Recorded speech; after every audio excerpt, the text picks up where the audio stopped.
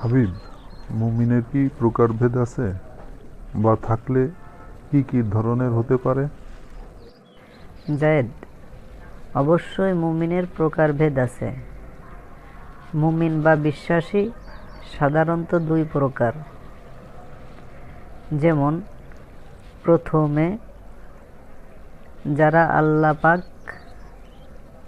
যা নাজিল করেছে সব কিছুর উপরে পরিপূর্ণ বিশ্বাসের সাথে আল্লাহর আদেশ নিষেধগুলো একনিষ্ঠ মেনে নিয়ে সেই কাজগুলো বাস্তবায়ন করে, এরা হচ্ছে খাঁটি মুমিন বা বিশ্বাসী। তুমি কি বুঝতে পেরেছো জায়েদ? আলহামদুলিল্লাহ, বুঝতে পেরেছি। হাবিব, এই মুমিনদের আলোচনা তুমি তো পূর্বে করেছিলে। আর দ্বিতীয় ধরনের মুমিন হচ্ছে তারা ঈমান আনে শিরিকযুক্ত অবস্থায়। যেমন আল্লাহ সুবহানাহু ওয়া তাআলা বলেছেন সূরা ইউসুফের খুব সম্ভবত 106 নম্বর আয়াতে, তাদের অধিকাংশ আল্লাহর প্রতি বিশ্বাস করে, তবে শিরিক করা অবস্থায়। এখানে কি বুঝতে পেরেছো জায়েদ? হাবিব, এখানে তো ভালো বুঝতে পারি নাই। ঈমান আনলে আবার শিরিক করা অবস্থায় কিভাবে? যেহেতু আল্লাহ বলেছে, অবশ্যই এটা আমি মানি। আমি শুধু একটু জানতে চাচ্ছি, ইনশাআল্লাহ। জায়েদ, দেখো, এই আয়াতের দুটো অংশ আছে। প্রথম হচ্ছে তাদের অধিকাংশ আল্লাহর প্রতি ঈমান আনে। এখানে একটু দেখো, মুসলিম আর মুসলমান যারা আছে সবাই কিন্তু আল্লাহর প্রতি বিশ্বাস আনে এবং ঈমানের দাবি করে। এখানে আর একটা বিষয় বলে গেছে, সেটা হচ্ছে অধিকাংশ। অধিকাংশ বলতে বেশিরভাগ লোক বোঝানো হয়েছে। অধিকাংশ যদি হয় তাহলে কিছু সংখ্যাগুলো আল্লাহর দাবিতে ঈমানে অটোমেটিকলি আছে বা বিশ্বাস এনেছে, যেগুলো আলোচনা আমি পূর্বে তোমার সঙ্গে করেছি। বিশ্বাস হতে গেলে কি কি করতে হবে, বা ঈমান আনতে গেলে কি কি করতে হবে, এটা কি বুঝতে পেরেছো? হ্যাঁ, আমি বুঝতে পেরেছি। কিছু মানুষ ছাড়া অধিকাংশ বোঝানো হয়েছে।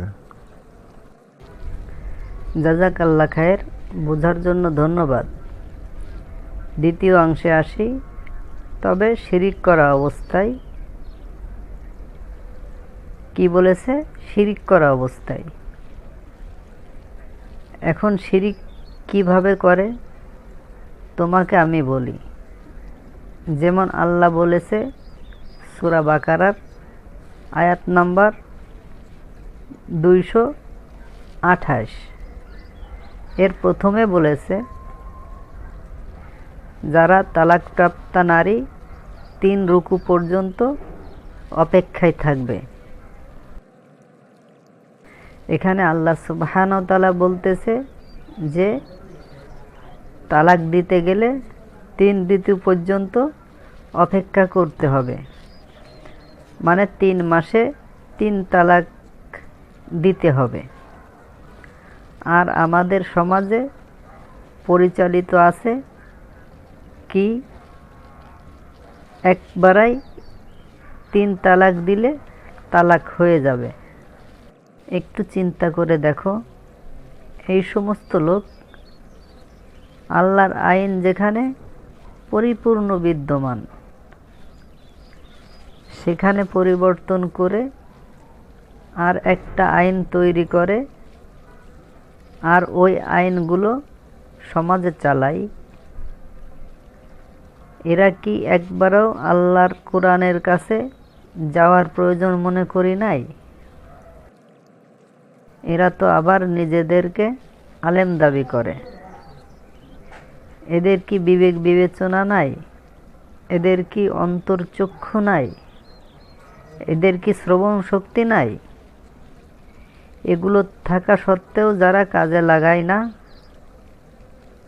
আল্লাহর দাবি অনুযায়ী তারা হচ্ছে জানোয়ারের চেয়ে নিকৃষ্ট। সূরা আরাফ আয়াত নাম্বার 179 নাম্বার আয়াতটা পড়লে দেখবে। জায়েদ? হ্যাঁ হাবিব, আমি তো জানি এদেরকে আল্লাহ পাক জানোয়ারের থেকে নিকৃষ্ট বলেছে।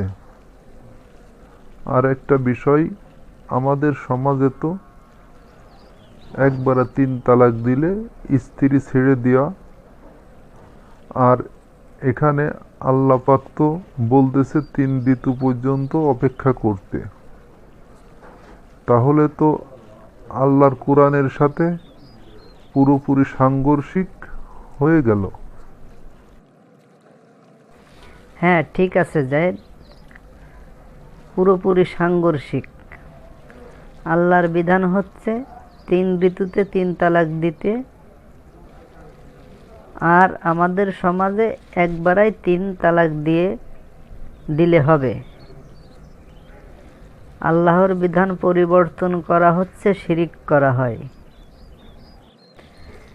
এরকম আল্লাহর বিধান পরিবর্তন করে আর সেই জায়গায় নিজেদের আইন বানিয়ে নিজেও শিরিক করে, আবার সাধারণ মানুষকেও তাদের অজান্তে শিরিক করায়। এই কথাই আল্লাহ সুবহানাহু ওয়া তাআলা বলতেছে, তাদের অধিকাংশ ঈমান আনে তবে শিরিক করা অবস্থায়। এখন কি তুমি বুঝতে পারলে কি করে শিরিকযুক্ত অবস্থায় ঈমান আনে? হ্যাঁ, এখন আমি ক্লিয়ার বুঝতে পেরেছি আল্লাহ সুবহানাহু ওয়া তাআলা যে আয়াতে বলেছে, আমি এখন মন থেকে উপলব্ধি করতে পারছি। সুবহানাল্লাহ। এই শিরিকের বিষয় নিয়ে আমি পরে তোমার সঙ্গে আলোচনা করব অন্য একদিন ইনশাআল্লাহ। এই হলো মুমিনের 2 প্রকার, একটা হচ্ছে খাঁটি মুমিন আর একটা হচ্ছে শিরিকযুক্ত মুমিন। তাহলে তুমি কি বুঝতে পারলে জায়েদ মুমিন কয় প্রকার? একটা শুধু আল্লাহ সুবহানাহু ওয়া তাআলার পরে পরিপূর্ণ আস্থা ও বিশ্বাস আনে, আর একটা আছে মানবরচিত কথাবার্তা দিয়ে, আল্লাহর কথাবার্তা দিয়ে জীবন পরিচালিত করে। হ্যাঁ হাবিব, আমি বুঝতে পেরেছি মুমিন হচ্ছে 2 প্রকার, একটা আছে খাঁটি মুমিন, আর একটা হচ্ছে শিরিকযুক্ত মুমিন। আর একটা কথা, এরকম ঈমানের সাথে সাথে শিরিক করে আরও অনেক বিষয় আছে, যেটা আমি পর্যায়ক্রমে আলোচনা করব ইনশাআল্লাহ। তাহলে জায়েদ আজকের মতো উঠা যাক, পরে কথা হবে ইনশাআল্লাহ। কি বলো? আচ্ছা হাবিব, ঠিক আছে। আজকে একটা খুবই গুরুত্বপূর্ণ বিষয় নিয়ে আলোচনা করা হলো, আমি জানতে পারলাম। আলহামদুলিল্লাহ, জাযাকাল্লাহ খায়ের। আল্লাহ তোমার মঙ্গল করুক। হাবিব, তোমার উপর শান্তি বর্ষিত হোক। জায়েদ, আল্লাহ তোমার উপর শান্তি বর্ষিত করুক, তোমার উপর মঙ্গল করুক, আর তোমাকে কুরআন বোঝার তৌফিক দান করুক।